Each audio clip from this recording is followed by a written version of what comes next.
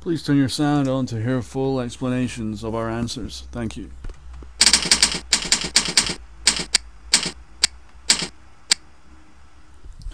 The question is how to fight hunger on a diet, and I understand that this is it's not easy at all. But I do have a couple of recommendations: exercise and distractions. But first of all, let's talk about hunger, because it's important to differentiate hunger and cravings.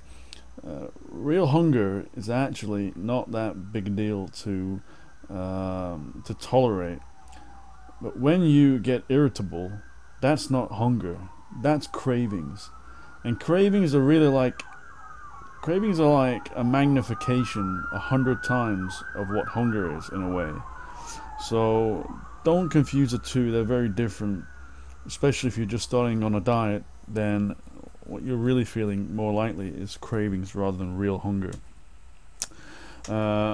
Exercise is actually a good way. I know exercise is useful for burning fat, and many people find it useful for losing weight, but it's also good for taking away those cravings and the hunger, because when you're doing exercise afterwards, you just feel great, and you don't have. See, cravings are really like a kind of symptom of addiction, and they're kind of there's something happening with your body that is not good for it. And the more exercise you do, the less things like cravings that you tend to have, because you're more healthy, your mind is more at ease. Anyone who does a lot of exercise will tell you that the mind gets a good workout as well as the body.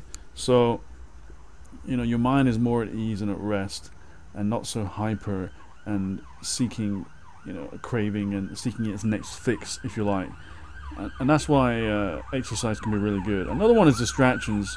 You may have heard, or you may even remember yourself when you've been really, really busy and you've just sort of gone without food for 6 hours without even realizing it. So a distraction or a new hobby is also another good way to fight those cravings that you may be feeling.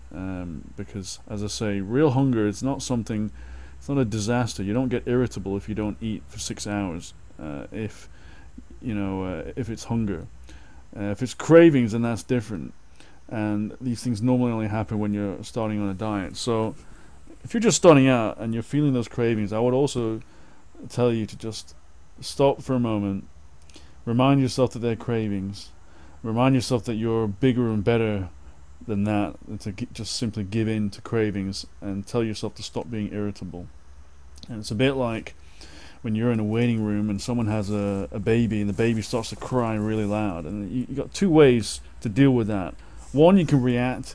You can let it get on your nerves. It can make you simmer, and you can get more and more angry as time goes on.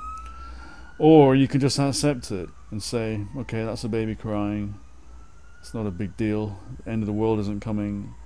It's a bit loud, but I'm not going to let this affect me. And that's really what you need to do with your cravings. So I hope you found that useful. Listen, before I go, I just want to let you know, if you want to make this weight loss change now permanent and no more yo-yo dieting, then I want to recommend a site to you.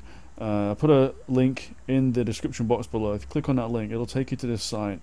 And this site has helped thousands of people lose weight permanently. Not yo-yo dieting. Not in a way where they're getting cravings and they're irritable the whole time and it's just a matter of time before they break. But I mean a permanent way. And it's a totally radical and alternative method that you will never have heard of in your life. And if you go there right now, actually, it has immediately some great advice on how to easily and quickly burn stomach fat. So if you've been wanting that washboard stomach for many years, then this tip is really going to help you. So have a look, because it really is very different from anything you've seen before. Just click the link down there, check it out. You will not regret it, I'm telling you. I'll see you soon in my next video. Take care.